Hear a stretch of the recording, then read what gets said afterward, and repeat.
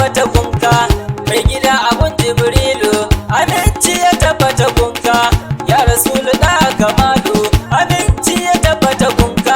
tushe ja kalilin lahi, aminci ya tabbata gunka, gairu kalki inda lahi, aminci ya tabbata gunka, kai ilahu ke wa kirari, aminci ya tabbata gunka, a abatan gaban inkari, karamci ya tabbata gunka, mu gare mu kai ne nuri, karamci ya tabbata gunka, nabiyillahi ainin nuri, karamci ya tabbata gunka, sai da kai muke cika buri, karamci ya tabbata gunka, ka sayyidul abarari, sallimun ala taslimu, da haɗin Qurayshawa.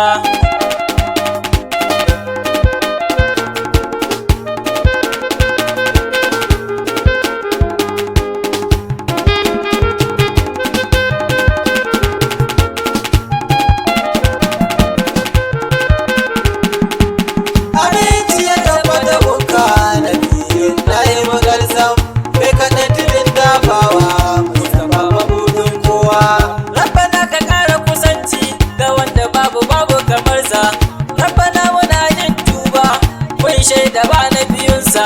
shi na duk ilahiya ne, ko a fada babu kamar sa.